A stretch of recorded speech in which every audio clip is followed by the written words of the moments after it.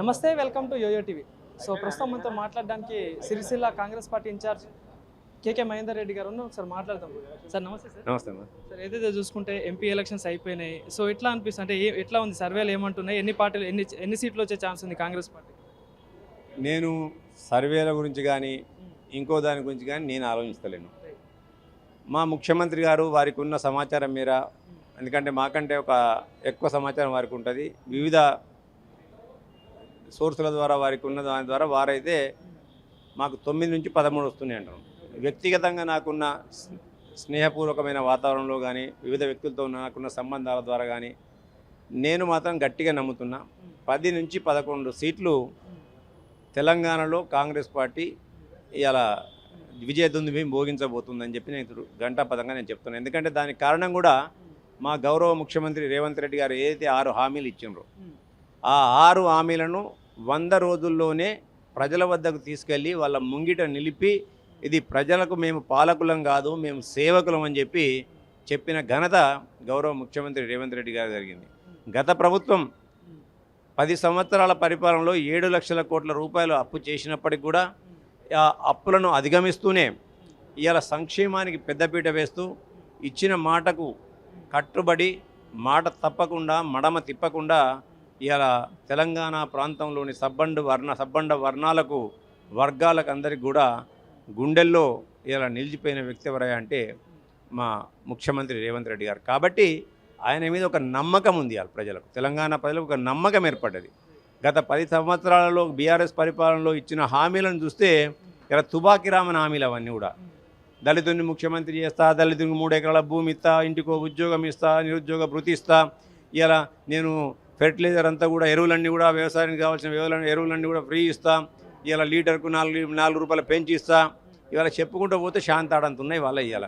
ఇంకోటి చూసుకుంటే ఈరోజు కేసీఆర్ గారు ఇదే తెలంగాణలో ఉన్న అన్ని నియోజకవర్గాల్లో పిలుపునియడం జరిగింది. ఎందుకంటే రేవంత్ సర్కారు, కాంగ్రెస్ సర్కారు రైతులను మోసం చేస్తుంది, 500 రూపాయలు బోనస్ ఇస్తా అన్న డబ్బులు ఇవ్వట్లేదు, ఓన్లీ సన్న వడ్లకే ఇస్తా అని చెప్పడం జరుగుతుంది, రైతుల్ని మోసం చేసింది కాంగ్రెస్ పార్టీ అని చెప్పేసి కేసీఆర్ అంటున్నారు. సో ఏం చెప్తారు?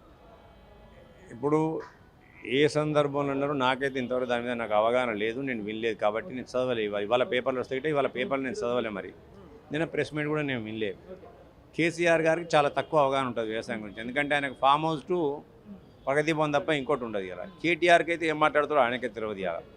ఇలా అప్పుడున్న మా మేనిఫెస్టోలో ఏదైతే ఇచ్చినామో ఆ హామీలన్నీ కూడా కాంగ్రెస్ పార్టీ తూచా తప్పకుండా అమలు చేస్తుంది. దానికి ఎటువంటి బెంబేలు రాజకీయ మనుగడ కోసం రాజకీయ పక్షులు కొన్ని దాన్ని చేస్తుంటాయి. ఎందుకంటే కట్ అండ్ పేస్ట్గాలు ఉంటారు, ఆ కట్ అండ్ పేస్ట్గాలు దాన్ని కట్ చేసి పేస్ట్ చేసి ఏదో చేస్తుంటారు వాళ్ళ. కాబట్టి వాటికి అది చేసే పని లేదు. ముఖ్యమంత్రి రేవంత్ రెడ్డి గారు ఏ మాట ఇచ్చిండ్రో ఆ మాటకి 100% కట్టుబడి ఉంటుంది. కాంగ్రెస్ పార్టీ నైజం అది మా రక్తంలో ఉంటుంది. అది ఇంకోటి చూసుకుంటే ఏదైతే కరీంనగర్ అభ్యర్థి విషయంలో చూసుకుంటాం, కేటీఆర్ గారు కూడా వ్యాఖ్యలు చేయడం జరిగింది. నేను ఇంతకుముందు మాట్లాడుతూ చెప్పాను కదా, 1,000 వేరే వైపు చూస్తుంటే 4,000 మన వైపు చూస్తున్నాయని కేటీఆర్ చెప్పినాను కదా. అసలు కేటీఆర్ ఎవడో ఎవరికైనా ఏర్పడ ముందుగా ఆయన ఎమ్మెల్యేకి పోటీ చేసేటప్పుడు సిరిసిల్లకు వచ్చి చేసేటప్పుడు కేటీఆర్ ఎవరికైనా ఏర్పడ? ఆయన ఏదో ఇక్కడ ఉట్టుకున్నాడు, ఆయన కేటీ రామారావు అని పేరు ఎందుకు మార్చుకున్నాడే? ఆయన పేరు అసలు పేరు అజయ్ రావు అట. తర్వాత ఏదో పేరు మంచిగా ఉండాలని చెప్పి వాళ్ళ నాయననేమో రాజకీయ ప్రాప్తం కోసము కొడుకు పేరు కేటీఆర్ చేసిండు. ఎన్టీ రామారావు దగ్గరికి వచ్చి కేటీఆర్ చేసి అని చెప్పి అక్కడ ఆయన రాజకీయ లబ్ధి పొందిండు. ఈయన చదువు అంతా విజయవాడలోనే జరిగిన తర్వాత ఏదో డిగ్రీ చేసి అమెరికా పోయినప్పుడు కేటీఆర్ అంటే ఎవడో ఇంకోటి ఏదో ఎవరికి తెలియదు. తెలంగాణ ఉద్యమం పేరిట ఇలా మేనేజ్మెంట్, మా ముఖ్యమంత్రి గారు అంటారు అంటే అని మేనేజ్మెంట్ కోటలో వచ్చిన వ్యక్తిని ఇలా వాళ్ళ చంద్రశేఖరరావు గారికి ఎటువంటి పేరు ఉందో మా ప్రాంతంలో అందరికీ ఏర్పడేయాలి. ఆయన దాని అందరూ కూడా దుబాయ్ శేఖర్ అని అంటారు మా దగ్గర. ఎందుకంటే ఆ మధ్యలో దుబాయ్ పైరవులు చేసి అందరిని మోసం చేసిండు అని చెప్పి ఆయన అందరూ కూడా దుబాయ్ శేఖర్ అని అంటారు మా ప్రాంతంలో. పెద్ద మనుషులు అడుగు చెప్తారు. ఇక ఈ వయసు వాళ్ళకు తెలియదు, మాకు కూడా కొంచెం తక్కువనే తెలుసు. ఇక పెద్ద వయసు వాళ్ళకి అడిగితే వాళ్ళందరూ కూడా చెప్తుంటారు. దాని తర్వాత మరి వెలిచాల రాజేంద్రరావు గారు ఎవరైతే ఇప్పుడు మా పార్లమెంట్ అభ్యర్థి ఉందో వాళ్ళ నాన్న గురించి అడిగినా చెప్తారు. వాళ్ళ రాజకీయ నేపథ్యం ఏంటి, రాజకీయ చరిత్ర ఏంది, వాళ్ళ నాన్న పీడీఎఫ్ పెట్టేప్పుడు ఆ పీడీఎఫ్ ప్రోగ్రెసివ్ డెమోక్రసీ ద్వారా 2 సార్లు ఎమ్మెల్యే, ఒకసారి ఎమ్మెల్సీ, అనేక వివిధ హోదాల్లో ఉన్న పదవులు ఆయన చేసిండు. తను కూడా ఒకసారి పీఆర్పీ నుంచి ఎంపీకి పోటీ చేసిండు, పీఆర్పీ నుంచి. ఇక రాజకీయ చరిత్ర ఆయనకు ఉంది. టీఆర్ఎస్ పార్టీలో మేమిద్దరం కూడా కలిసి పనిచేసినాము. ఇవాళ అంత ఇంగిత జ్ఞానం లేకుండా నోటికి ఏటవుతో మాట్లాడేదంటే అది ఆయన యొక్క రాజకీయ విజ్ఞత తప్ప అజ్ఞానత్వానికి నిదర్శనం తప్ప ఇంకోటి కాదు ఇవాళ. ఇంకోటి చూసుకుంటే బీజేపీ నేతలు కూడా అంటున్నారు బీఆర్ఎస్ పార్టీ కాంగ్రెస్ పార్టీలో విలీనం కాబోతుందని చెప్పేసి చెప్తున్నారు. సో ఏంది మరి బీఆర్ఎస్ పార్టీని నిజంగా కాంగ్రెస్లో కలుపుతున్నారా? ఇప్పుడు ఒకటండి, రాజకీయాల్లో ఇది సాధ్యము అది అసాధ్యమని నేను అనను. ఎందుకంటే ఇంతకుముందు చూసిన సంఘటనలు ఉన్నాయి, దేశవ్యాప్తంగా జరుగుతున్న సంఘటనలు కూడా మనం చూస్తున్నాం. ఇలా రాజకీయ వాళ్ళ యొక్క రాజకీయ ఉనికి కోసం కొంతమంది సందర్భంగా కొన్ని మాటలు మాట్లాడుతుంటారు.